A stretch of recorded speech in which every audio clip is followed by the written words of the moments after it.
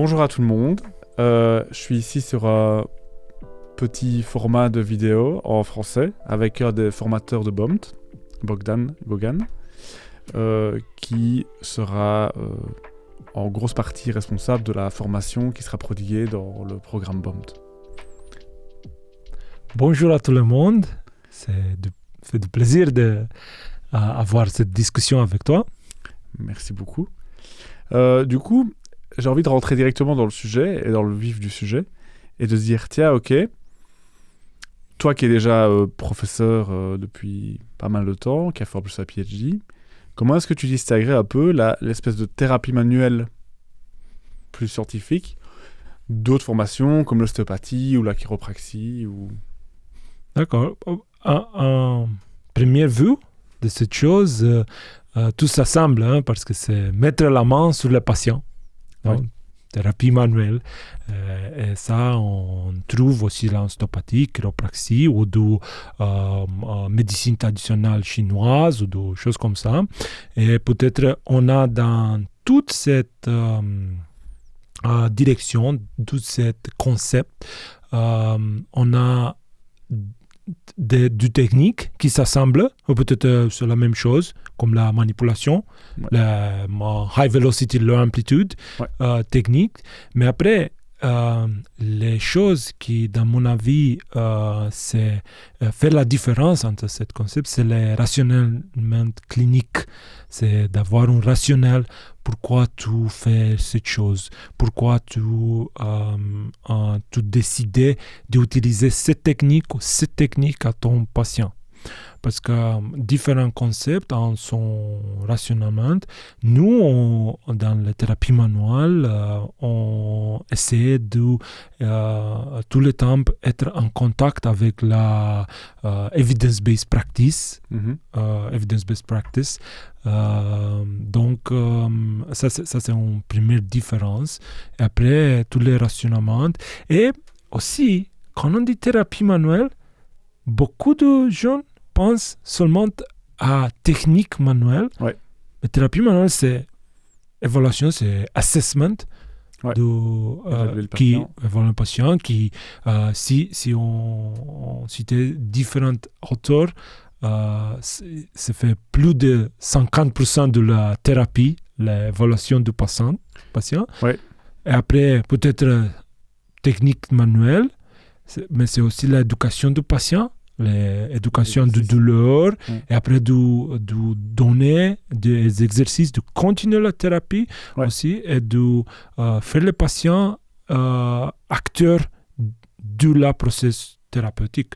Donc, un autre concept, on n'a pas réellement cette chose, c'est juste on obtenu l'alignement correct par la mobilisation ou par la manipulation du tissu mou ou des articulations. Mais après, ça va, ça c'est tout. Au revoir et on se verra la prochaine semaine ou choses comme ça.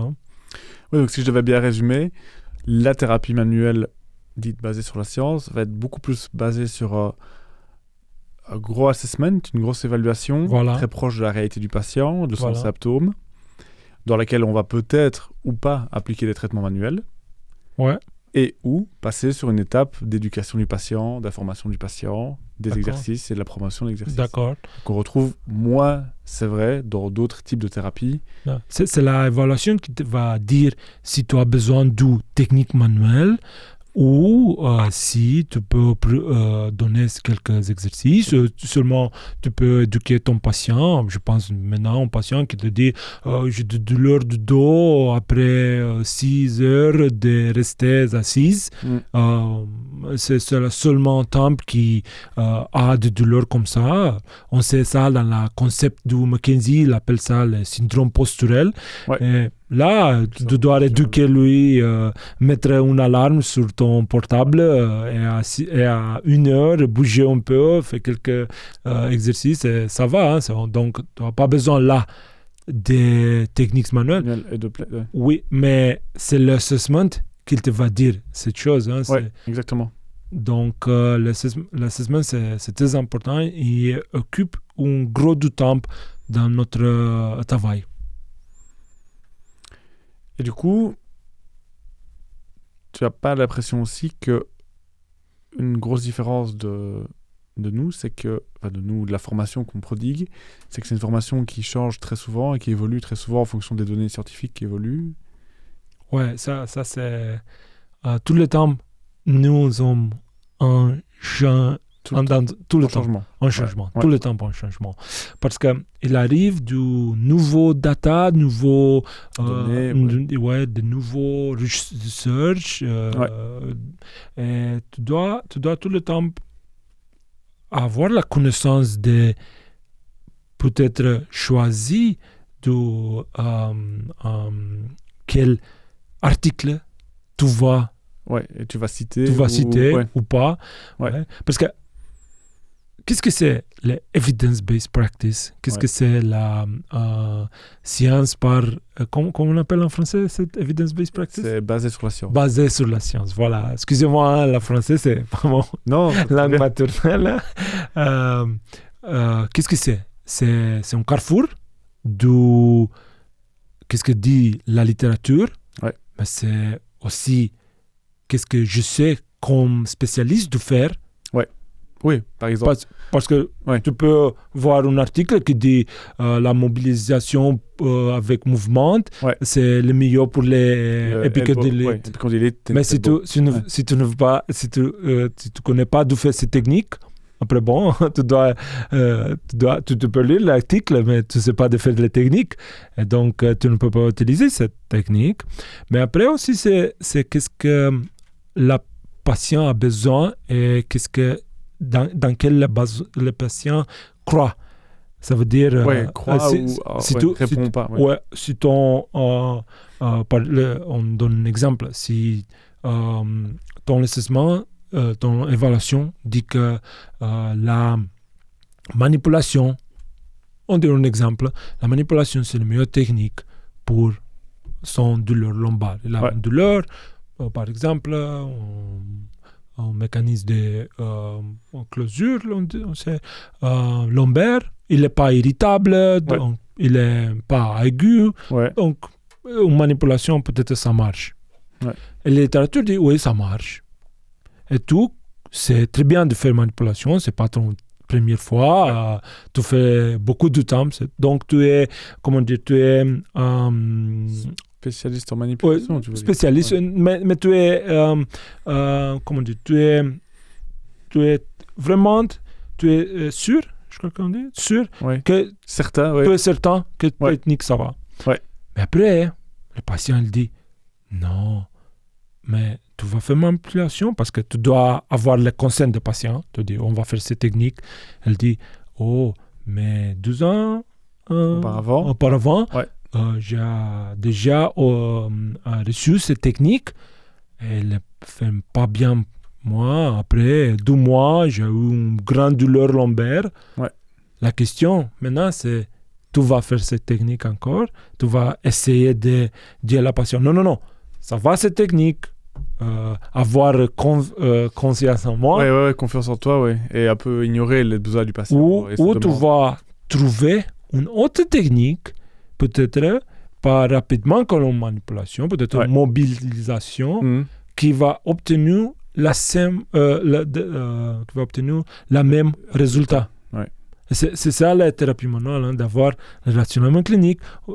On doit obtenir 7 mouvements dans cette région.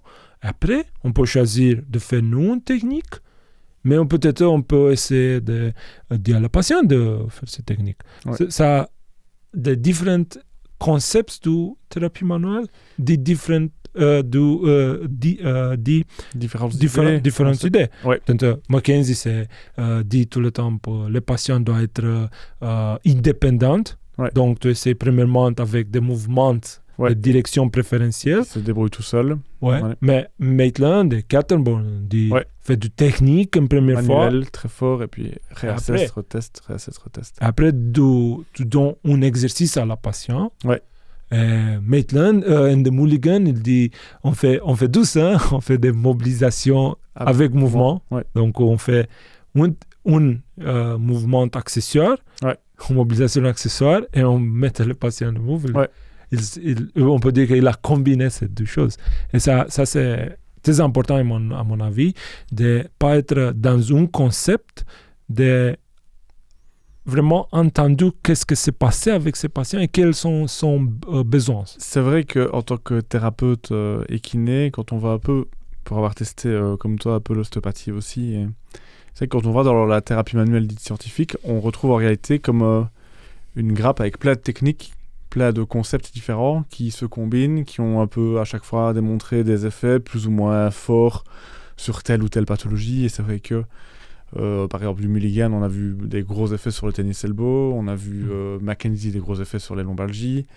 Et puis les choses changent. Et je crois que ça, c'est aussi... et puis il y a le Pain Education, où tout ce qui est éducation à la douleur, il y a des articles qui mettent ça en avant que c'est génial, il y a des articles qui disent oui, mais attention, dépend du patient, dépend aussi au niveau socio-économique. Donc c'est vrai qu'on se retrouve à chaque fois dans une espèce de richesse de plein de petits concepts qui après amènent, et c'est ça qu'on va essayer d'amener avec le projet BUMPT, c'est de redonner un peu un large panel de tous ces concepts-là aux formés, et c'est ça que vous allez faire avec tes collègues.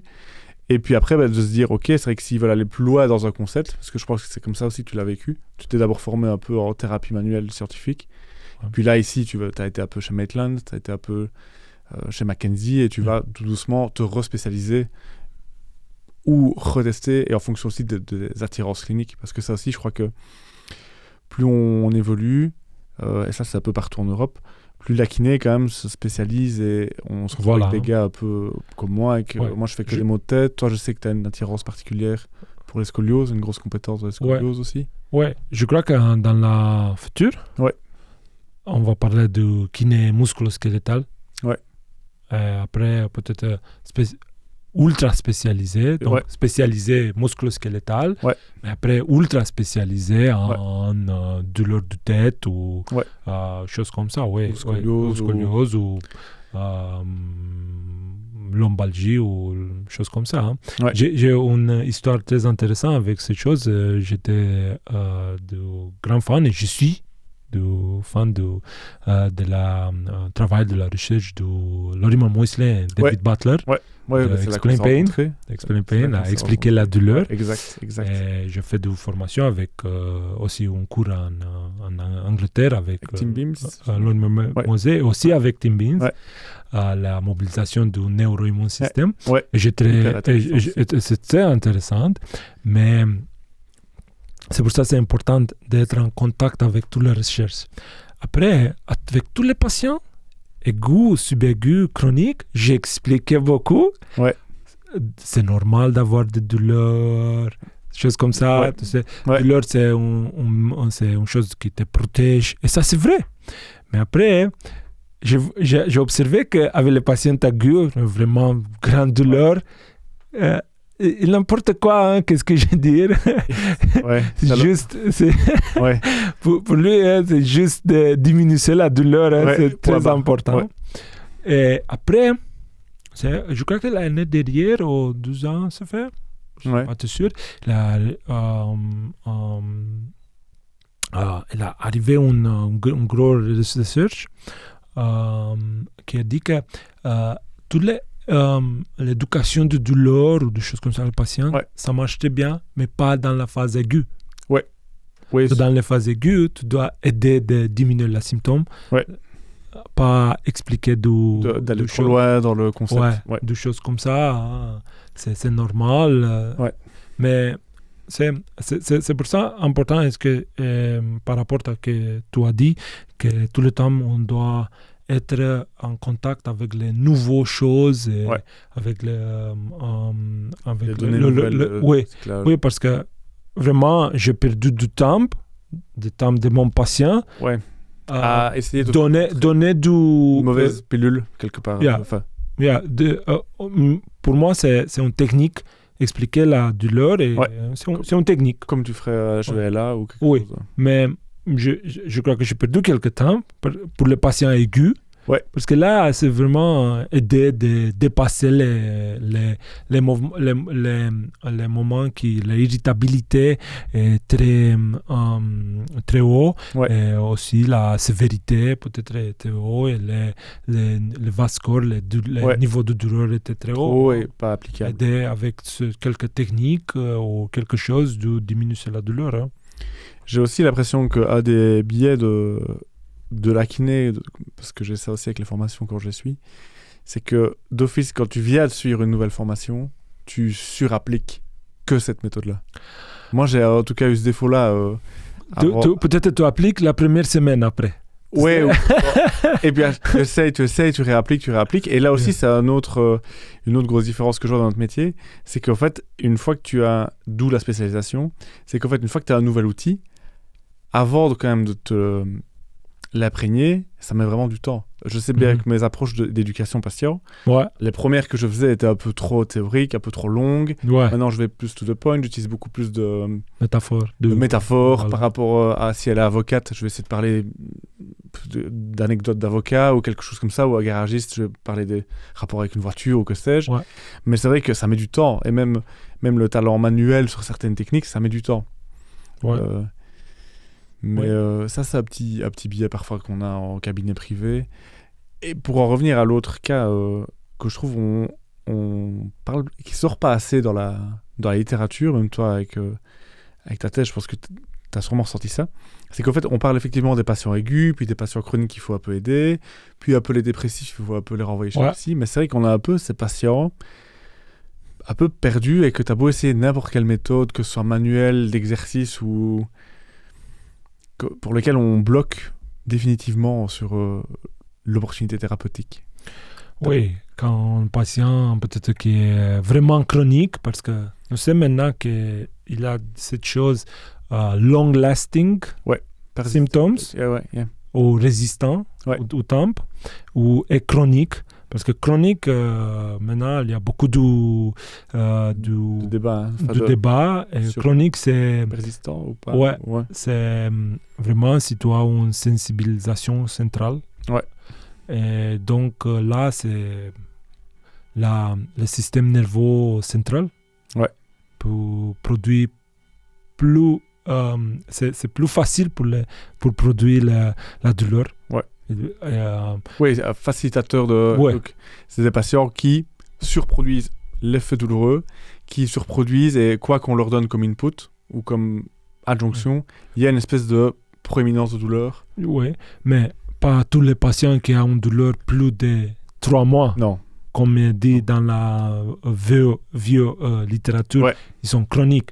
Peut-être qu'ils n'ont pas reçu vraiment de traitement.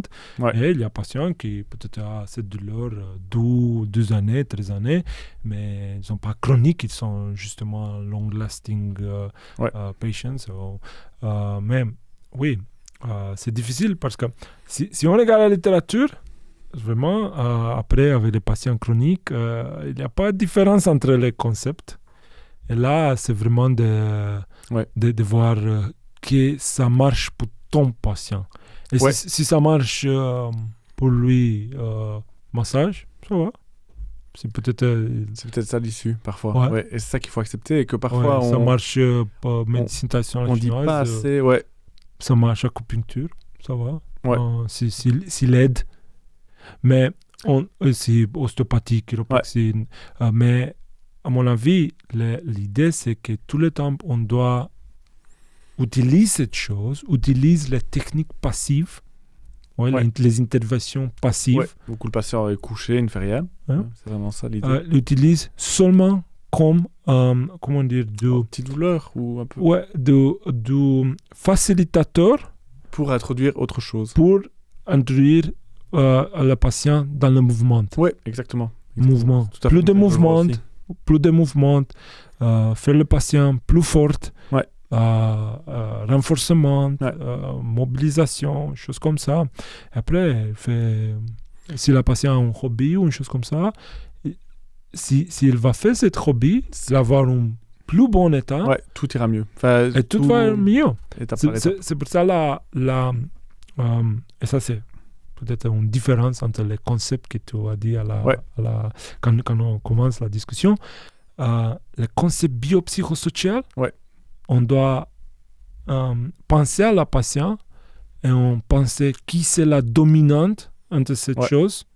Parce qu'il y a s'il y a une dominante psycho-émotionnelle, tu ne peux pas, avec des techniques, ça c'est mon avis. Peut-être maintenant, un ostéopathe, il peut dire non, Bogdan, tu n'as pas raison. Je respecte son opinion, mais c'est mon opinion. Ma opinion, je crois. C'est correct. Mon opinion. Mon opinion, voilà. Mais là, tu as peut-être besoin de travailler avec une autre chose de thérapeute, j'appelle. Je dis comme ça, parce que tout le temps, c'est difficile le patient de recommander je ne sais pas comme c'est en ton pays, en Belgique. En Roumanie, si tu dis à la patiente, tu dois aller à un psychothérapeute. C'est compliqué. Il dit que je ne suis pas fou, je ne suis pas... C'est pour ça que je dis, toi, peut-être vous avez besoin d'un autre type de thérapeute. Quel thérapeute avec le psy. C'est compliqué. Et c'est vrai que pour avoir fait quand même, dans ma recherche personnelle de formation, c'est vrai que j'ai assez vite cherché à aller me former un peu ailleurs et même aller suivre des cours. Par exemple, Maitland et Mackenzie. Je les ai pas spécialement suivis en Belgique, je suis allé en Angleterre les suivre, parce que du coup ça t'amène à rencontrer d'autres physios, d'autres kinés, et tu te rends compte qu'en fait la réalité que tu vis dans ton pays, peu importe les socio-économiques ou concepts de soi, c'est toujours un peu les mêmes. Il y a toujours les patients qui annulent sans prévenir, qui viennent pas, il y a toujours un peu ces patients où tu sais rien faire, où tu sais pas quoi dire, et il y a toujours ce truc de on sait rien faire pour eux, il faut leur dire d'aller chez le psy parce que tu vois bien qu'il y a quelque chose de profond ou un mal-être et on sait rien faire pour eux, mais c'est comme ça. C'est ça. Ça, on n'en parle pas dans la littérature. Vraiment, ça, on n'en parle pas. T'aides l'évaluation pour voir, parce qu'on sait que la douleur, si on regarde la IASP, la International Association of Study of Pain, la douleur, tout le temps, a une manifestation physique, mais aussi psycho-émotionnelle, la douleur. Et peut-être, si tu as une personne qui a la douleur, ça fait 2 ans, 3 ans, 4 ans, il va avoir des manifestations aussi psycho-émotionnelles, mais peut-être ils ne sont pas assez dominantes. C'est pour ça les yellow flags, les jeunes drapeaux jaunes. Voilà, drapel c'est en roumain aussi, donc drapel jaune. Sont très importants pour voir, cette patient a besoin premièrement d'un psychothérapeute, ou si la douleur va diminuer, peut-être aussi cette chose ils ont diminué. Mais on ne peut pas avoir cette bias. Ce biais. Voilà. On ne peut pas avoir ce biais de dire non. Si le premier point a été une douleur lombaire ou cervicale, une opération à la genou, son état, son dépression, elle va disparaître avec la thérapie de la douleur lombaire. Parce que dans cette case, c'est vrai que si on a un souci mental, émotionnel si profond, même si on rebouge la douleur quelconque et qu'on le soulagerait par un médicament ou quelconque, son état général va quand même pas s'améliorer. C'est pour ça qu'on a besoin d'une vraiment bonne évaluation. Pour arriver à rediriger les patients ensuite. C'est aussi pour ça que moi j'utilise très souvent aussi l'espèce de... Je mets quand même beaucoup maintenant des barrières où je me dis, tiens, le patient arrive avec ses maux de tête et je me laisse 4-6 séances pour avoir quelque chose comme réponse. Moi, je les vois une fois par semaine, donc ça me laisse un mois de traitement. Et c'est vrai que si, déjà de base de mon assessment où je peux sortir les choses qui vont fonctionner ou pas, si après un mois de traitement qu'il a joué le jeu avec ces exercices et que tu n'as pas d'effet, je leur dis, écoutez, c'est que vous ne répondez pas à mon traitement, un peu comme si vous ne répondiez pas à un médicament, et qu'il sera peut-être temps d'aller voir quelqu'un d'autre.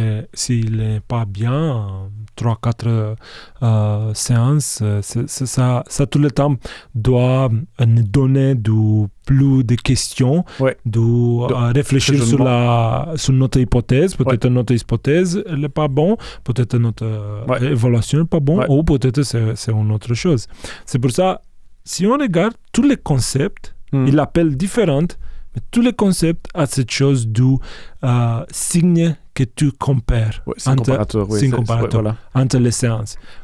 C'est signe comparateur, comparable sign, c'est du concept de Maitland qui a proposé. Mais après, si tu regardes tous les concepts à cette chose. Et c'est très important d'avoir cette chose. Parce que c'est ça qui te guide et qui te nourrit dans... Et c'est plus que nous avons appris dans les universités, par exemple, c'est plus... Parce que nous, comme classique évaluation, on apprenait bilan articulaire, bilan musculaire... OK. On utilise ça aussi, si on a besoin. On utilise aussi beaucoup pour exclure ou pour intégrer. Inclure, exclure. Mais après, les signes comparatifs, c'est très important. Parce que c'est plus spécifique de cette patiente, de son problème. Parce qu'après, la thérapie manuelle doit être une thérapie orientée sur les patients. Patient-centered therapy. Et pas être, c'est ça que parfois je me suis parcouru dans certaines autres formations, d'avoir ce côté un peu, le patient n'a rien à dire, il est là, il ne dit pas grand-chose, on n'applique que des testings avec le patient muet. C'est tout le thérapeute qui sait. Ça c'est peut-être la attitude du gourou. Voilà. Et ça c'est un gros danger, je pense, parce que... Du chaman. Parce que du coup, moi... Tais-toi, j'ai pas besoin de savoir, voilà, et c'est parce que tu as eu ça dans ta vie, est-ce que tu manges pas assez ça, il faut reprendre un peu de vitamines et tout va se régler.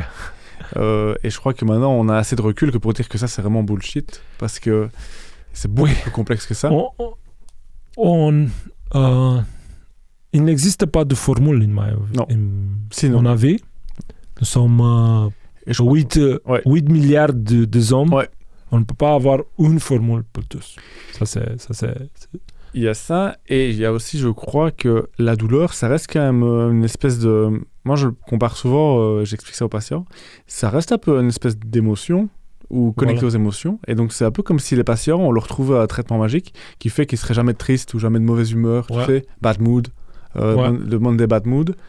C'est comme si on trouvait un médicament pour lutter contre ça, mais c'est impossible. Ça fait partie de l'humain. Et je crois aussi qu'il y a plein de fois où j'essaie de dire « Ok, mais à un moment donné, c'est impossible que vous veniez chez moi et que plus jamais de douleur pendant 60 ans ou 80 ans. » Ça va faire partie de vous, à un moment donné. Oui, nous, comme spécialistes, nous, tout le temps, cherchons pour la cause physique de la douleur. La cheville, la genou, les articulations, du tendon, quelque chose. Voilà. Et si on regarde peut-être dans la autre part, une extrême psychothérapie dit que tout c'est somatisation. Donc, on doit être capable de voir la ligne médiane entre tout. Entre tout, et de vraiment essayer de entendre notre patient et de dire lui il est plus que entre dans la ligne, il est mort dans mon côté ou dans l'autre côté. Il n'existe pas des extrêmes. Ça c'est mon vision maintenant. Peut-être en 5 ans, il va changer. Peut-être la recherche va dire ça c'est J'allais y venir justement. La mauvaise, ça c'est la plus bonne thérapie. C'est la meilleure, c'est la meilleure thérapie. Il y a ça aussi, je crois, parce que tout le monde est un peu genre, on dit la science est parfait, mais il faut pas oublier que ça reste quand même un truc où on l'a vu fort avec les lombalgies, où tu as parfois un peu des billets de trending, donc de mode, où par exemple, si on en revient quand nous on a fait nos études, tout le monde était sûr que low back pain égale transversus abdominis, contrôle moteur. Mais hernie de disque. Voilà. Mais ce qui est drôle, c'est que toute cette réalité qu'on a vécue, c'était basé sur la science. Et puis maintenant, on s'est rendu compte que c'est bullshit. Et donc, il y a des fois où j'ai un peu peur aussi de me dire, tiens, est-ce que la science et les recherches qui sont faites, parfois, ne suivent pas un peu des modes et où on ne se rend pas compte qu'on va tous un peu dans la mode, qu'on fait un peu... Et là aussi, il y a plein d'articles aussi. C'est assez facile de publier de la bullshit. Hein. Tu payes et puis tu peux publier dans certaines... Et c'est un peu, je crois, le défaut aussi de la science. Parfois, on la met un peu trop sur un piédestal. Et où je crois et c'est ça un peu le but qu'on fera dans le dernier module de BOMT, c'est de réexpliquer un peu qu'est-ce que c'est un article scientifique, comment lire. Voilà. Parce que ça, c'est important. Parce que c'est très important. Tu pourrais très bien faire une thèse en disant, pour la scoliose, il ne faut plus faire les étirements des courbes, en citant plein d'articles. Et tu pourrais très bien faire une thèse en citant plein d'articles en disant, la scoliose, il faut aller nager à la piscine parce que c'est ça qui est recommandé. Ouais. Mais on sait que c'est pas ça recommandé. Non, mais je veux dire, tu pourrais très bien toi-même sélectionner les articles, te diriger vers. Oui, voilà. Et prendre RCT de. Voilà. Être objectif, c'est très, très difficile. Parce que tout le monde, et moi, et toi, on a nos types de thérapie préférés. On a notre type de pathologie préférée, des patients et des choses comme ça. Mais vraiment, un spécialiste exceptionnel, à mon avis, il est la spécialiste qu'il rêve. Oui, il rêve. Pour d'être le plus objectif possible. Oui. C'est ça. Le plus... Ouais. Avec le plus, on va dire, philosophe ou le plus de recul possible. Et voilà. Se dire, voilà, je suis ni gris, ni vert, ni... Voilà. Ouais. Voilà. Mais ça, c'est très difficile. Parce qu'encore une fois, l'autre biais de tout ça, même s'il y a la science et les patients et tout, c'est qu'on rentre dans une relation humaine. Et donc, même si moi, je suis hyper spécialiste, imaginons dans les maux de tête, et que j'ai un patient qui a un assessment parfait pour la kiné, et il suffit juste que j'essaie le plan de traitement appliqué, mais si le contact ne passe pas avec le patient, et on sait que ça joue aussi fortement. Ouais, et on doit tout le temps rester en contact avec l'idée que toutes les thérapies, n'importe quoi quelle thérapie, que les kinésithérapie, psychothérapie, pharmacologie, choses comme ça, ont des limites. On a limite, oui. On limite. Et dans la passée, on dit qu'il n'existe pas de limite dans la thérapie, il existe seulement une thérapie limitée, spécialiste limité. Oui, donc pas la thérapie qui est limitée, mais vraiment le spécialiste qui serait limité. Oui, mais maintenant, aujourd'hui, on sait qu'il existe des limites et nous, comme spécialistes, doivent connaître très bien notre limite. Par exemple, la modification structurelle de la structure, peut-être de l'articulation ou de la qui vraiment impacte le patient et tu ne peux pas faire rien. Non. Mais après, on sait aujourd'hui qu'il existe égal, comme dans le passé, entre une modification structurelle et la douleur ou de la limite fonctionnelle de ce patient.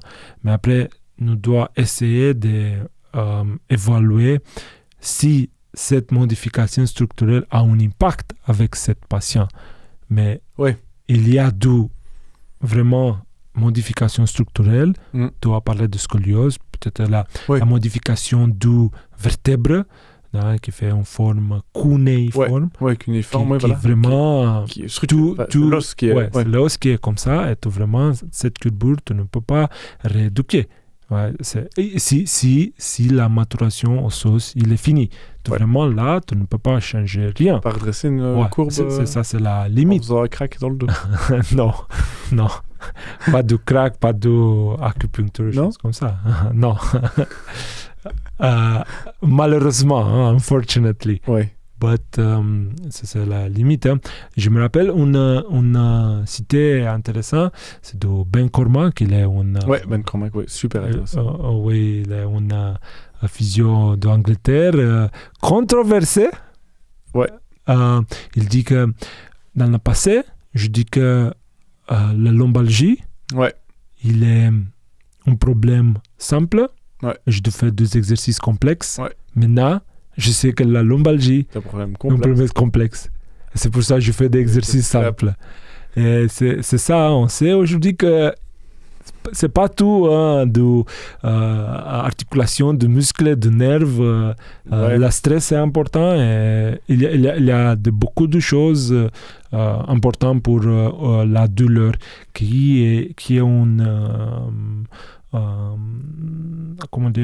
expérience. C'est pour ça, Jasper il propose de changer de expérience douloureuse. Il y a aussi ce truc, on en revient je rebondis sur ton côté simplification des choses. Ouais.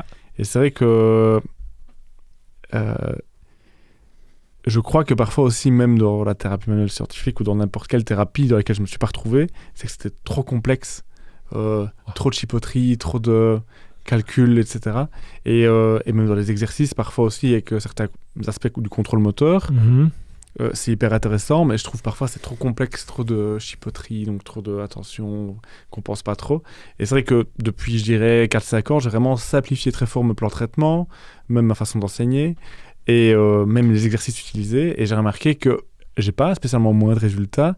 Et justement, comme j'ai simplifié les choses, les kinés que je forme ont quand même plus de responsives et j'ai l'impression qu'ils comprennent mieux la matière.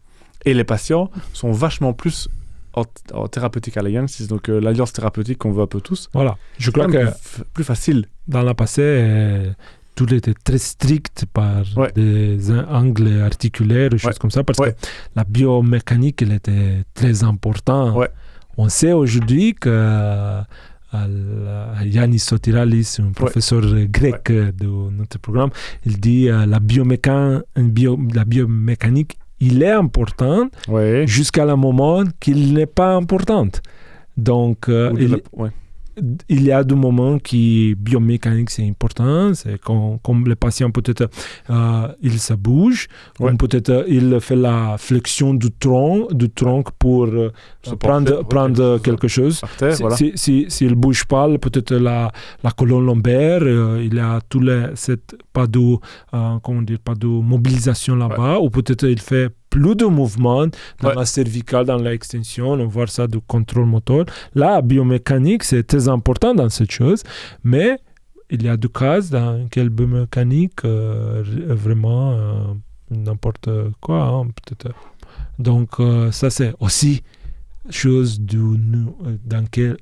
qui nous trouvait sur l'évaluation. Et mon message, c'est l'évaluation, il ne s'arrête pas à la première séance. Non, ça aussi. Tout le temps. Et ça aussi, c'est un gros problème parfois, et ça je le vois dans d'autres types de formations plus longues de thérapie manuelle parfois, et que j'essaie vraiment d'éviter quand j'enseigne, c'est faire trop de testing et un assessment d'1h30 à la première séance.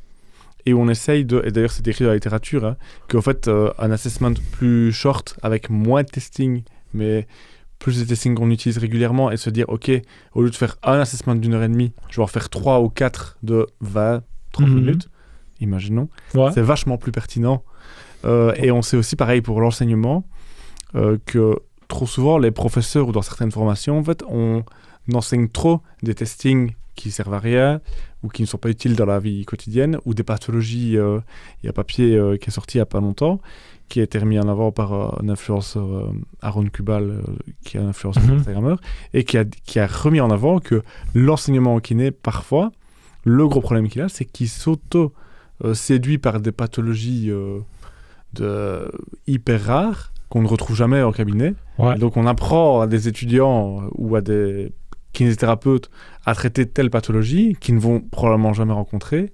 Et du coup, pour une pathologie beaucoup plus commune, on n'a pas donné un peu toutes les variantes, toutes les explications, les notions différentes qu'on peut faire. Ouais, ça c'est un gros problème.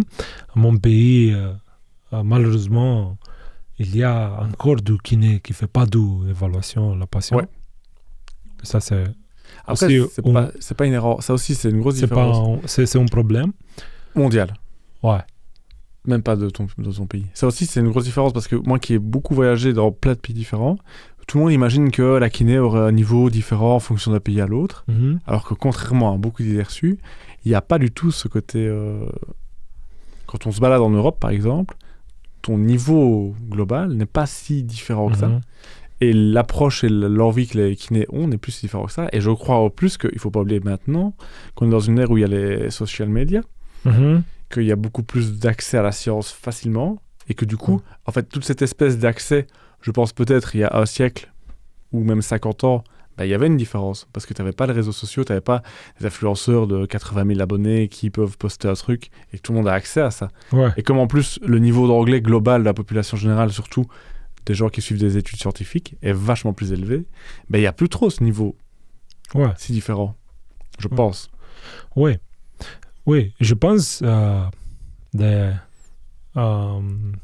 notre discussion, c'est l'histoire, l'anamnèse qui te dit, toi, tu es avec cette patient, cette hypothèse, et après, tu utilises la test pour démontrer ou, confirmer ou démontrer ton hypothèse. Qui est juste ou faux. C'est juste ou faux, ouais. Mais après, c'est vraiment les traitements trial treatment. Ouais, il faut essayer. De séances démo de traitement avec cette patient qui te va dire si vraiment ton hypothèse est vraiment ou pas. Parce qu'il n'y a pas de sensibilité, spécificité 100%. C'est pour ça. Si je devais reformuler. C'est pour ça que tu as besoin, qu'est-ce que tu as dit 3, 4 thérapies, différentes séances. Et après cette différence, tu vois, c'est OK, j'ai fait la bonne décision thérapeutique ou pas.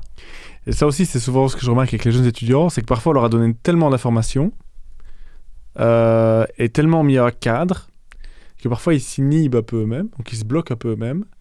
Self-inhibition, parce que ils n'osent pas en fait franchir le pas de se dire oui mais mon assessment j'ai fait ça, donc si j'applique le traitement ça va pas vraiment avec mon assessment. Et je dis non, faites le pas, testez, appliquez une technique, mais testez la technique, parce que tant que vous n'aurez pas appliqué une technique quelques séances, tu n'auras pas le retour de si elle fonctionne ou pas. Évidemment le mieux c'est d'appliquer la technique la plus proche de ta théorie de base ou hypothèse, mais il faut à un moment donné passer le cap, donner des exos et dire voilà, here we go, enfin on avance quoi. Oui. C'est compliqué, hein. Ouais. Maintenant, quand on parle, je pensais, oui, mais nous, on fait des compliquées de choses, hein. Tu trouves? Mais, oui, je crois. mais après, c'est si notre...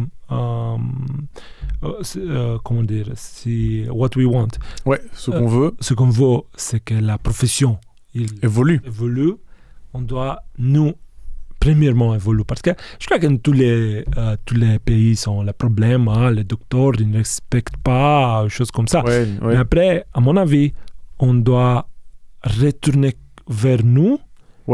Se recentrer sur augmenter notre niveau. Après, si notre niveau est haut, après, je crois que nous, on va devenir plus respectés. Et il existe ça en différents pays, hein, parce qu'il y a des pays, comme tu as dit, dans le niveau et la compétence de le physical therapist est plus haut que dans d'autres pays.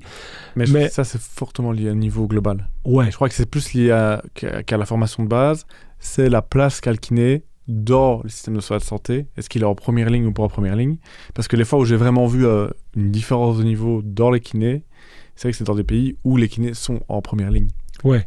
Oui, mais moi j'ai discuté beaucoup cette chose avec mes collègues dans notre pays et vraiment je posais la question, est-ce que nous sommes préparés à être en première ligne? Pour être en première ligne? Et à mon avis, non.